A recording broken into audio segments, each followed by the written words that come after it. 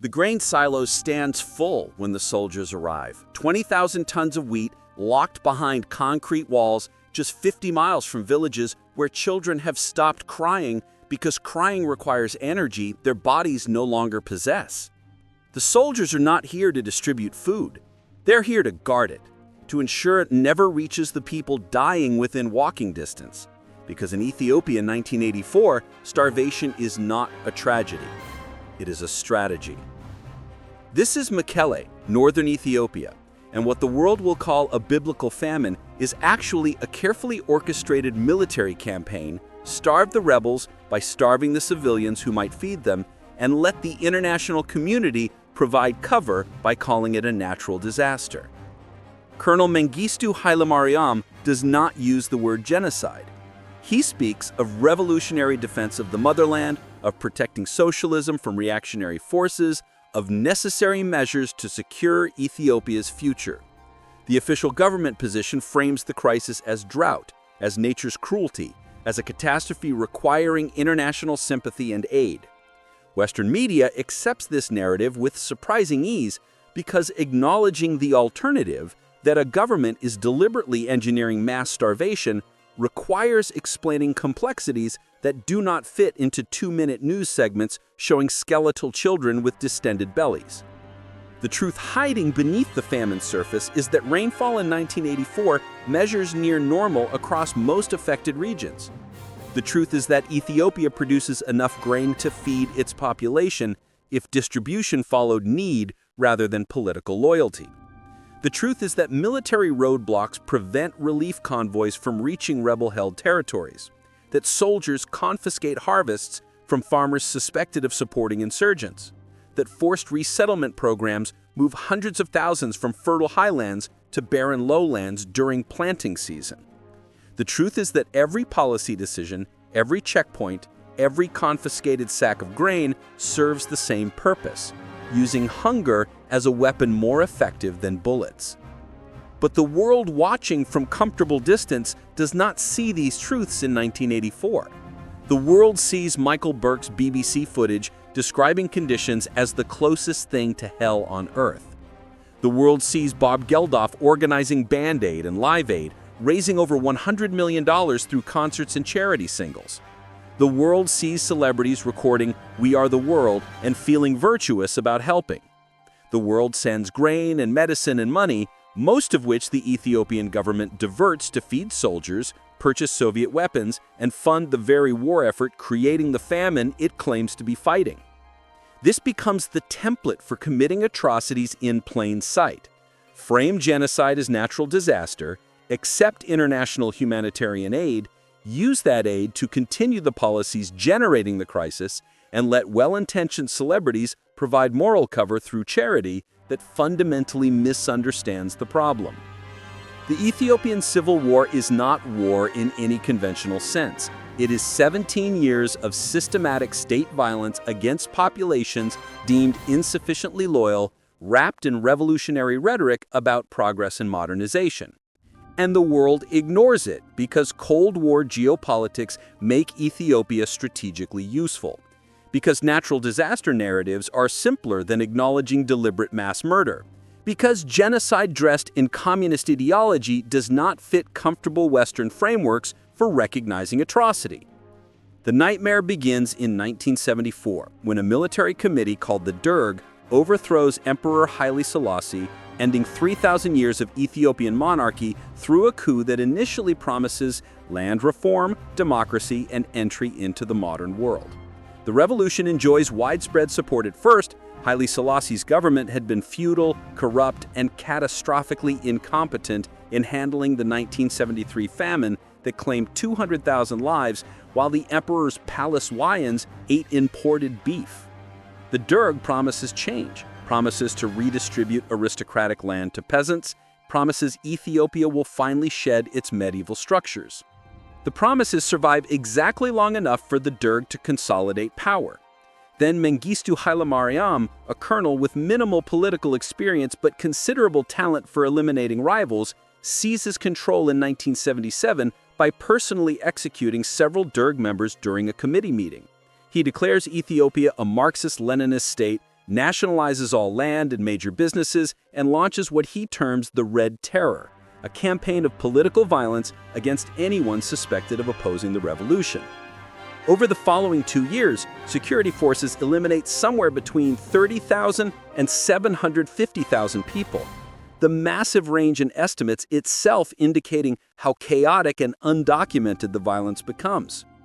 Students face particular targeting because they led the initial protests against Haile Selassie. University campuses transform into hunting grounds where young people vanish from dormitories and classrooms, their bodies sometimes appearing in streets with signs reading counter-revolutionary pinned to their clothing. The government requires families to pay for the bullets used in executions before claiming their children's remains. Some families can't afford the fee and never recover the bodies, left to mourn without burial, without closure, without any acknowledgement that their children existed. The Red Terror establishes patterns that will define the entire Civil War. The government views civilian populations not as citizens requiring protection, but as potential enemies requiring elimination. In Mengistu's ideological framework, only 2 categories exist: revolutionaries who support the Derg and counter-revolutionaries who oppose it. Every farmer grumbling about forced collectivization becomes an enemy. Every merchant complaining about nationalization becomes a traitor. Every region resisting central authority becomes a base supporting insurrection. The first major complication arrives in 1977 when Somalia invades eastern Ethiopia, hoping to seize the Ogaden region where ethnic Somalis form the majority population. The Ogaden War should unite Ethiopia against external aggression, but instead accelerates internal fragmentation. Eritrea, Ethiopia's northern coastal province, has been fighting for independence since 1961, viewing the Derg's chaotic takeover as an opportunity. Tigray province erupts in rebellion against forced collectivization and grain confiscation. Oromo populations in the south resist central government control. Suddenly, Mengistu faces external invasion from Somalia while simultaneously battling multiple internal insurgencies across different regions.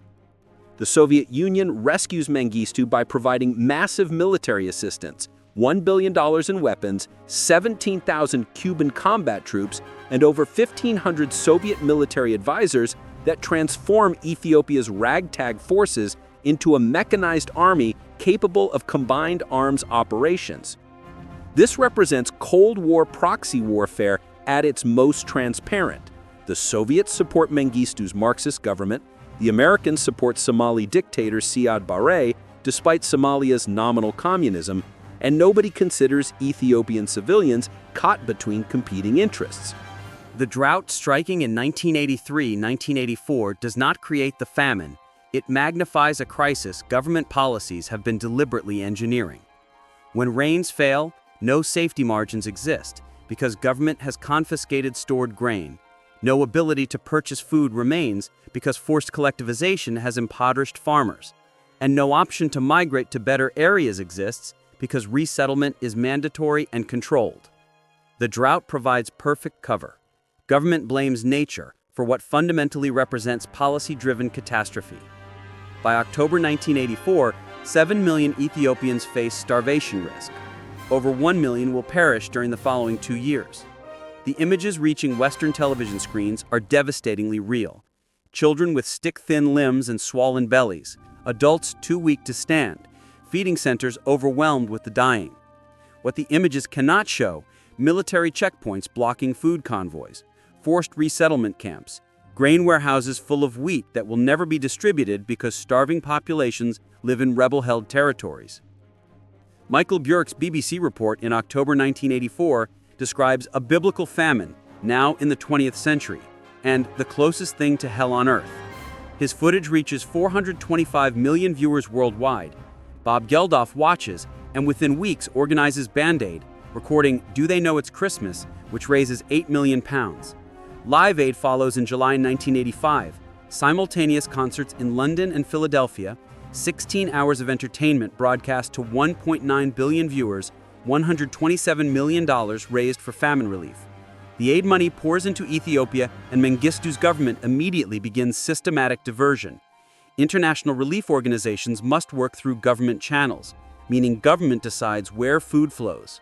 Convoys attempting to reach rebel-held areas face blocking or forced redirection. Grain intended for civilians is confiscated to feed army units. Cash donations convert at artificially favorable exchange rates that effectively tax humanitarian aid. Western governments send food while simultaneously selling Ethiopia weapons because Cold War geopolitics trump humanitarian concerns. The second catastrophic twist comes through the resettlement program, which accelerates dramatically during 1984 and 1985. Government claims frame it as humanitarian, moving people from drought-stricken highlands to more fertile lowlands. Reality involves forced relocation of populations from rebellious northern regions to government-controlled southern areas. Soldiers arrive in villages, giving families hours to pack, loading people on trucks, transporting them hundreds of miles south, depositing them in hastily constructed camps lacking adequate food, water, or shelter. The resettlement program displaces approximately 600,000 people between 1984 and 1986. Estimates of those perishing during transport or in resettlement camps range from 50,000 to 100,000. Families face deliberate separation, sometimes as punishment, sometimes to prevent organized resistance. People are relocated during planting season, ensuring they abandon crops and cannot farm in the coming year. Destination camps occupied tsetse fly-infested lowlands, malarial zones, areas with poor soil and zero infrastructure. International aid agencies witness these forced relocations and confront impossible choices: speak publicly and face expulsion from Ethiopia, abandoning people to receive no assistance, or maintain silence and become complicit in obvious human rights catastrophes. Most choose silence, reasoning that providing limited help exceeds providing none. But this silence allows government to continue weaponizing famine while maintaining international fiction that it responds appropriately to natural disaster. Ethiopia during the 1980s becomes a case study in committing atrocities while receiving international aid. Government controls all foreign media access. Journalists see only what government minders permit them to see. Relief distribution is staged for cameras. Foreign crews film food given to grateful recipients, unaware that after cameras depart, soldiers often confiscate the same food. Celebrity fundraisers generate positive publicity while government policies continue creating the crisis they supposedly address.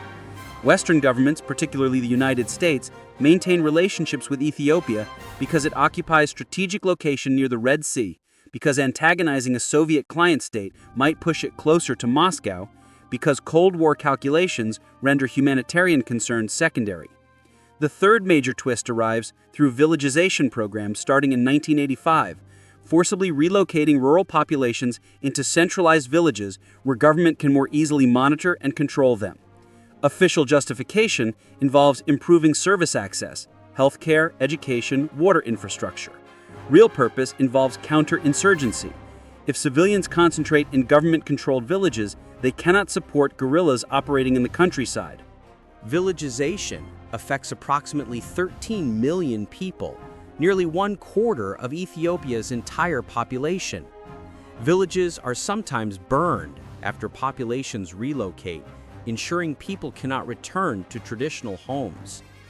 Centralized villages lack adequate infrastructure, creating overcrowding, disease outbreaks, sanitation crises. Agricultural productivity collapses because farmers relocate away from traditional lands, must walk hours to reach fields, receive plots in unfamiliar areas with different soil and climate conditions. The program essentially creates rural concentration camps disguised as development policy. People face imprisonment not through fences, but through inability to survive anywhere else.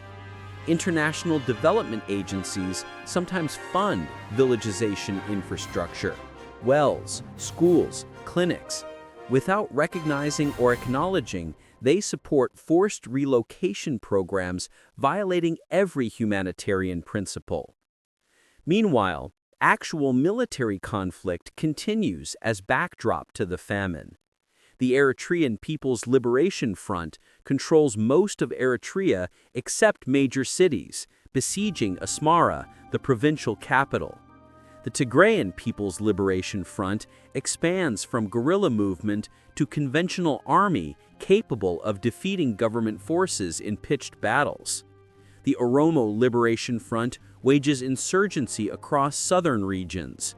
Mengistu's army, despite massive Soviet support, cannot achieve military victory. It can only inflict punishment on civilian populations suspected of supporting rebels. By late 1980s, two realities become undeniable. First, Mengistu is losing militarily. The EPLF and TPLF demonstrate superior motivation, leadership, and increasingly sophisticated armament, sometimes captured government weapons, sometimes supplies from Sudan or covert Western sources. Second, the famine strategy has failed to break rebellion. Starving populations has not made them reject rebels. It has intensified hatred toward government. The collapse accelerates in 1989 when the Soviet Union, facing its own internal crisis under Gorbachev's reforms, begins withdrawing Ethiopian support.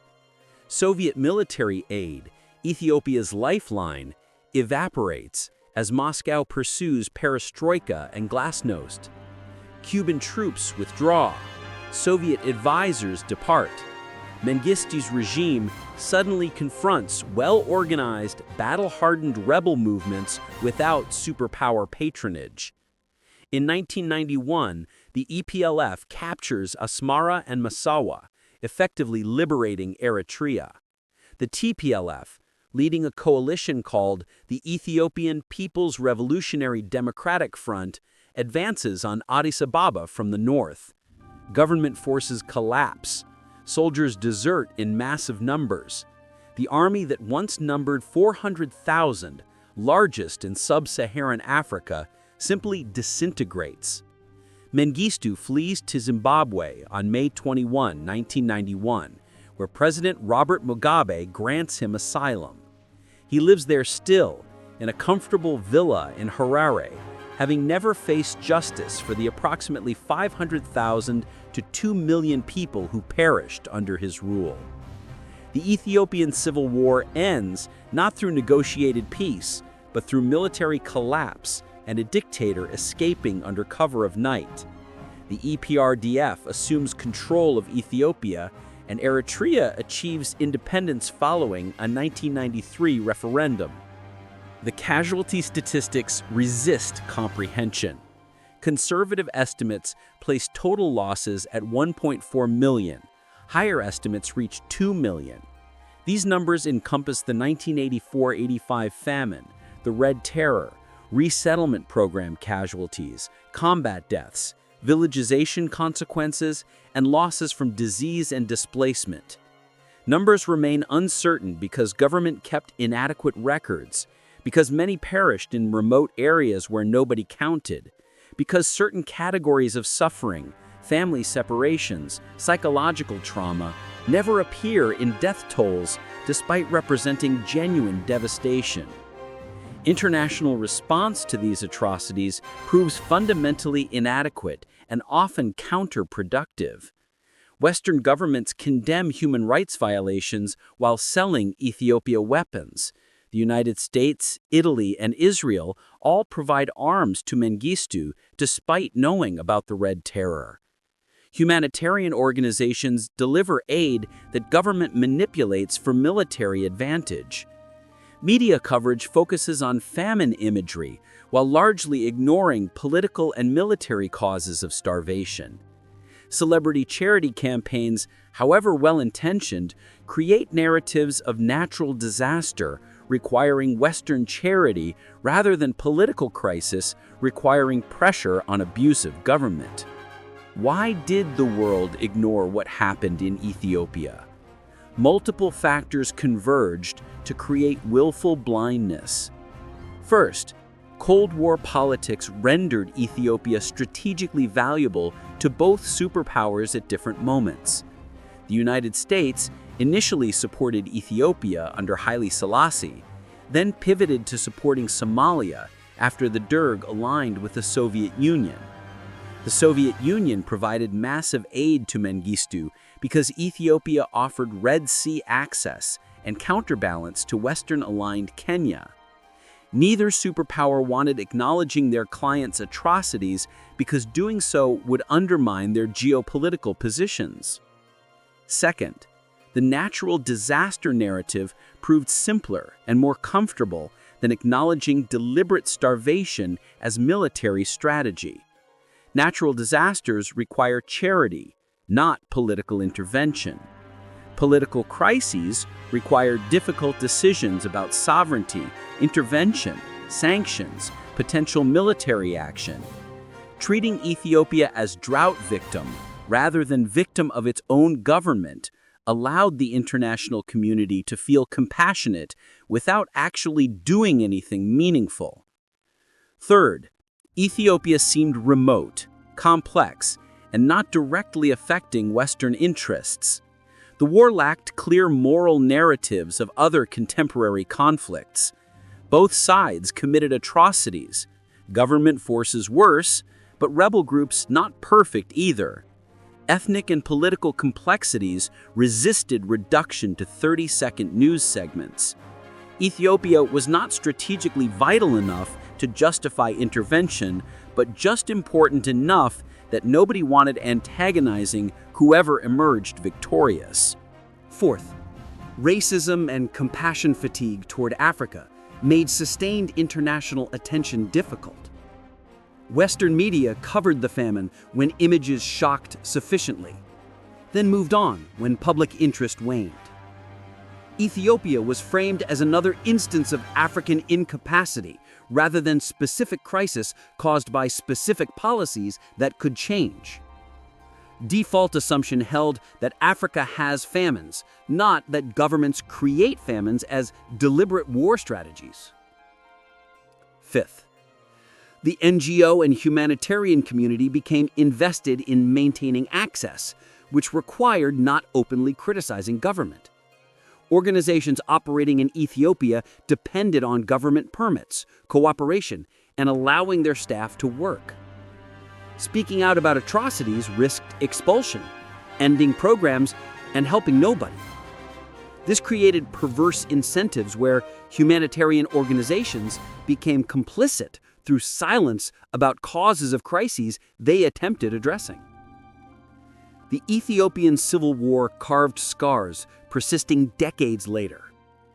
Eritrea gained independence, but fought a devastating border war with Ethiopia from 1998 to 2000 that resolved nothing and created renewed suffering. Ethnic tensions within Ethiopia, exacerbated by the Civil War's ethnic dimensions, continue fueling conflicts. The Tigray War beginning in 2020 represents direct consequence of tensions created during the Civil War era. The international community learned some lessons. Humanitarian aid can be weaponized. Famines are often political rather than natural. Intervention requires understanding political context beyond providing charity. But these lessons face regular forgetting. Yemen's current famine displays similar characteristics. Blockades creating artificial scarcity, food as weapon, international community providing aid without addressing political causes. The pattern established in Ethiopia, call it natural disaster, accept international aid, continue policies creating crisis, has been replicated in multiple conflicts since. An elderly woman in Tigray, interviewed in 2018, offered this observation. The world watched us starve in 1984. They sent food and felt good about themselves. But they never asked why we were starving. They never asked why grain sat in warehouses while children perished. They never asked why soldiers blocked the roads. They just sent grain and congratulated themselves on their compassion. That is not help. That is making themselves feel better while we suffer. That observation penetrates to the heart of why the world ignored Ethiopian genocide. Because acknowledging it as genocide would require doing something about it, and doing something about it was politically complicated and strategically inconvenient. So instead, the world called it famine, sent aid, held concerts, and permitted a dictator to continue his war against his own population for 7 more years. 500,000 to 2 million people perished in a conflict that produced no victor, achieved no positive outcome, and ended only when the Soviet Union collapsed and could no longer afford propping up its client. Standing in Mekelle today, the city where grain sat in warehouses while people starved, monuments commemorate famine victims. Plaques explain the drought, the relief efforts, the international response. What plaques often omit, the famine was deliberate. Food was available but withheld. Policies created the crisis intentionally. The grain silos remain standing, rusting now, empty. The fields where people starved are farmed again, productive again, proving land was never the problem. Memorial sites attract tourists who photograph and move on, rarely understanding what actually transpired here. And Mengistu sits in his Zimbabwe villa, living comfortably on government pension, having never faced trial, never been held accountable, never been made to answer for transforming food into weapon and charity into cover for crimes against humanity. That explains why the world ignored Ethiopian genocide. Because Cold War politics made ignoring convenient. Because famine narratives proved simpler than reality. Because intervention was complicated and doing nothing was easy. Because African suffering was normalized in Western consciousness in ways European or American suffering never could be. 1 million people starved in 1984 and 1985 in a country producing enough food to feed them. They starved because government decided to starve them, because rebels needed fighting and civilian populations represented acceptable casualties. They starved while the world held concerts and sent grain and felt compassionate without ever addressing the fact that famine was a weapon, deliberately deployed, systematically implemented. They starved, and the world called it natural disaster and moved on. That is the Ethiopian Civil War. That is what happens when genocide wraps itself in development and revolution language, when starvation is called drought and political violence is called progress. 17 years, 1 to 2 million lost, and the dictator responsible lives free in Zimbabwe, having never faced justice, never been held accountable, never been made to answer for transforming food into weapon and charity into cover for crimes against humanity. The grain silos in Mekelle stand empty now, monuments to a famine that was not really famine, witnesses to genocide the world refused calling genocide because acknowledging truth was too uncomfortable, too complicated, too politically inconvenient. That is why the world ignored it. That is how atrocities occur in plain sight. That is what happens when compassion becomes complicit, and charity becomes cover, and doing nothing proves easier than doing something.